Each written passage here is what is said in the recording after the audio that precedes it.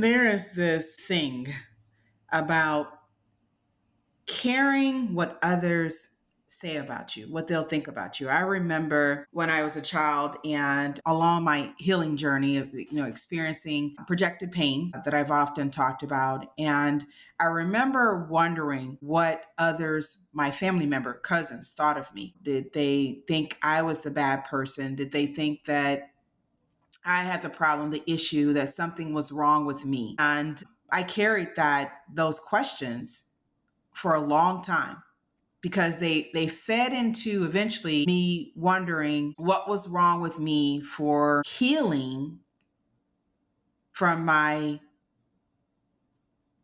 experience, one of my experiences, childhood experiences. Adverse childhood event is what they call them today. But I was wondering what was wrong with me because I went through life and, I've talked about reading the Bible, learning about Jesus and really identifying with him and saying the Lord's Prayer and how I went through life, really trying to building my character, my moral foundation, aligning with God, what I asked for as a child, and believing that life was like a big classroom. It was just lessons that we would learn throughout life, and each lesson would build upon each other. Just like when you go to school, right? You learn basic math and then you go on to pre-algebra, algebra, geometry, etc. Well, that's what I saw about life, that we are here to pass tests, right? And I learned that we are here to reflect the truth. We're not here to be statistics. We're not here to just struggle in projected pain, but actually to reflect the image of God, to align with that higher spirit that is within us throughout this journey here on earth.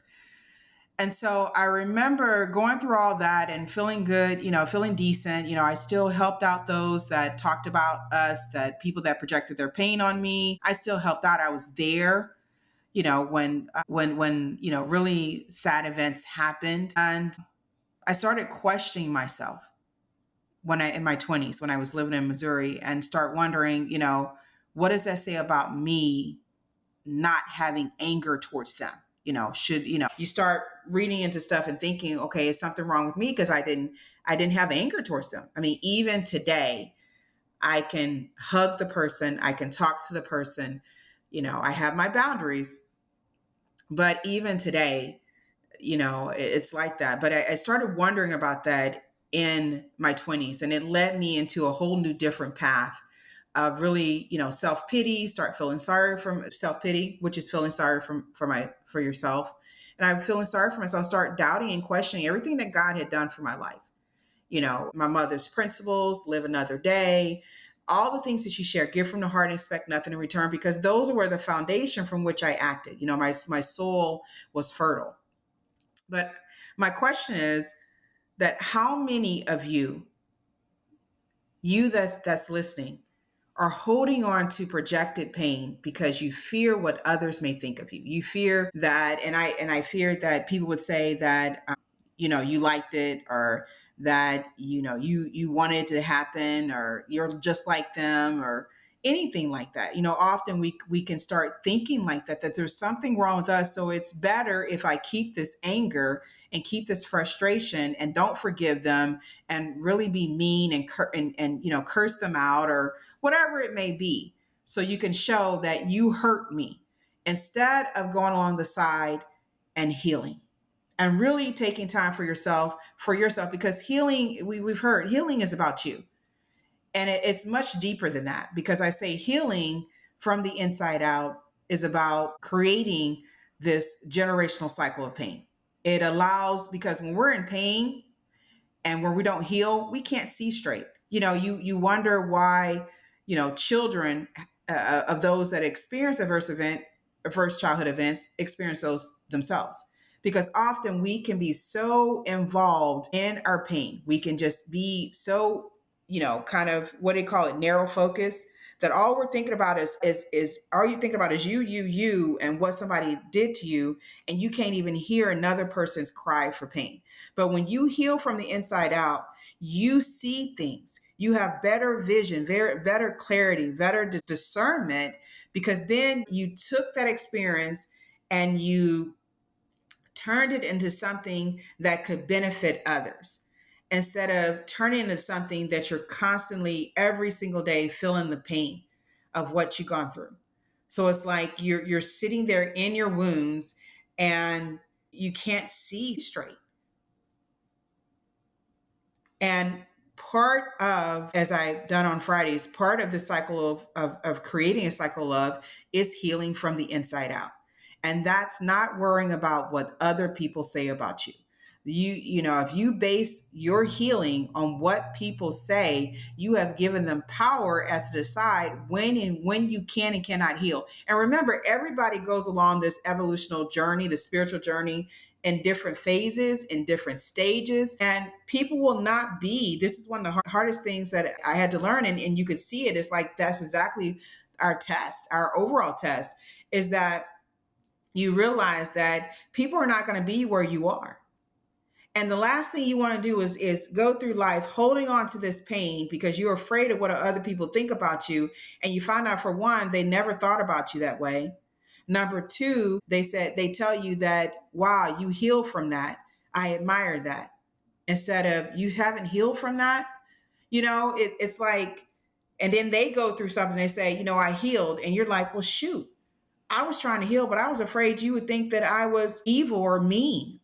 So the last thing you want to do is somebody telling you what you already knew was right. Like my mom would tell us, don't wait for other people to tell you the right thing to do.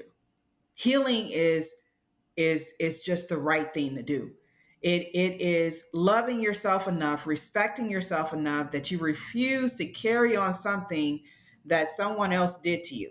That was one of the things I thought as a child, is that I refuse to let what you did or didn't do, what you said or didn't say, mess me up. And it was like, when I had this thought of wondering if I was okay, that's exactly the path I put myself on. And so it comes a time that you really have to turn around and say, okay, I need to do this because of me.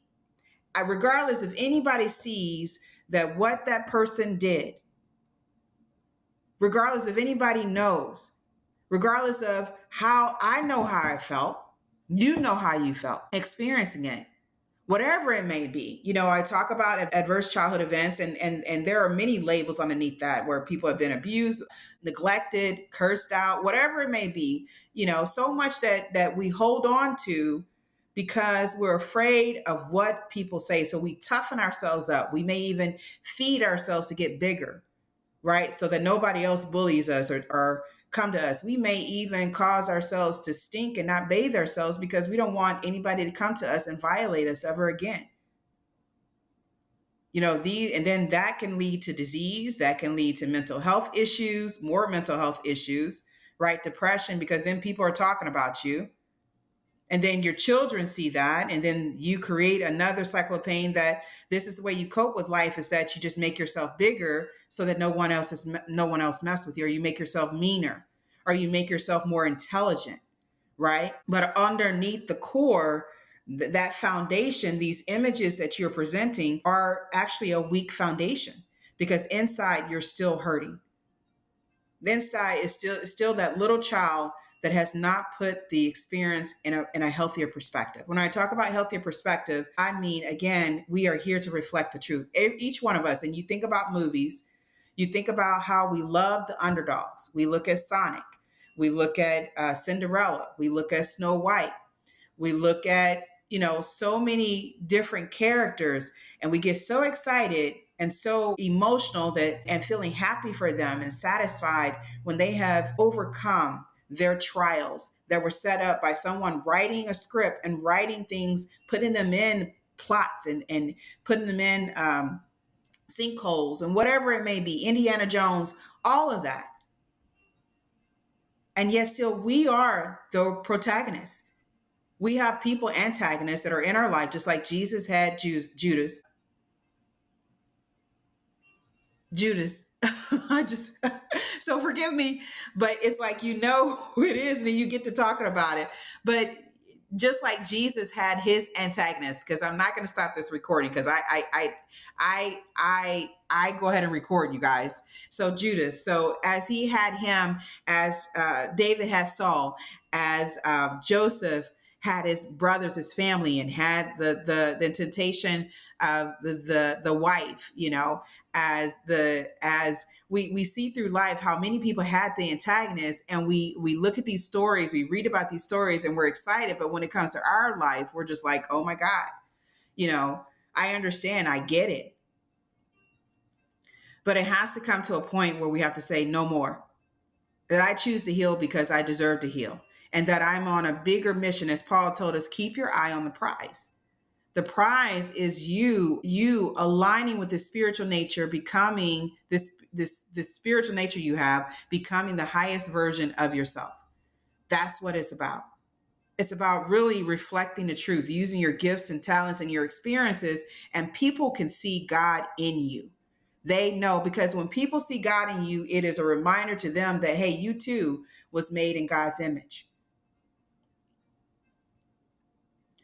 And so when I think about Fridays, taking out the trash, it's every day. It's time to really, discipline your mind, self-mastery of your emotions. It's to take responsibility for your life, because everyone will have to stand before their truth. And I'd rather stand before something that, even though that happened to me, I chose to go the path of the greatest resistance. I chose to love instead of hate. I chose to love instead of expressing fear and intimidation. I chose to take my power back instead of thinking about what other people are saying about me and how they feel about me and how they're defining me, and what's this image that I'm portraying. If I forgive another person, I am portraying the image of God. And that's what I realized even just now, just by saying those words, we are to portray God. And God is forgiving. He is loving. And you look at the definition of love remembers no wrongs. I know that's a big thing. But if you keep your eye on a prize, just like anything in life, when you wanted to ride a bike, when you got up and you crawl, and from crawling to walk, when you had a test, you kept your eye on the prize. So keep your eye on the prize of really doing the work that you are here to do. And that is a sufficient thought, one that will carry you. If you remind yourself daily, I am greater than my experiences, nothing defines me, and I have work to do here.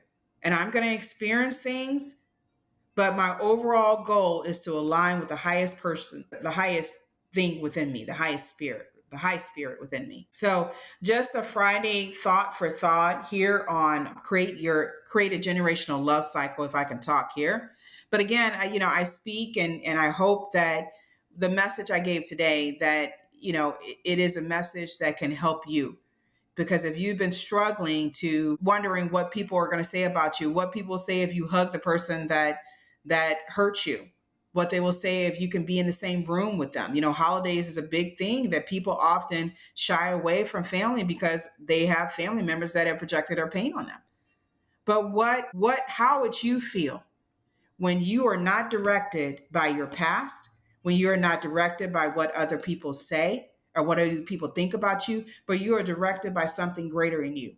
You are directed by the high spirit within you. And how much closer would that take you to really having a life that is on purpose, having a life that really has the inner peace and the joy that you deserve, that you can go to sleep, that you can eat balanced foods and not feel like you have to stuff yourself to death because you want to talk, but you feel like if you talk that, it'll just be a disaster. So you stuff yourself, or hiding in your house, are having so much fear and anxiety and not working out, not stressing because you don't think your body is worth it because it's already been messed with. I realized that even though they had taken something that did not belong to them, I had the right to self-preservation. Does that mean that was perfect? No, it doesn't. But I held my thought high enough that it kept me out a lot of relationships that I knew were not in my best benefit. Discernment. So I'm asking you today to really sit down with yourself. Today is Friday. They say a lot of cardiac events happen on Monday, and you would think, hey, we have time to rest. But I think that's the time that people often are not working and they're thinking about all this stuff, right? And our thoughts affect our nervous system. Our nervous system penetrates every organ in our body and affects those. And what body can live and continue to function properly if it's constantly beating itself up? So that is the message I wanted to share today. I pray for inner peace.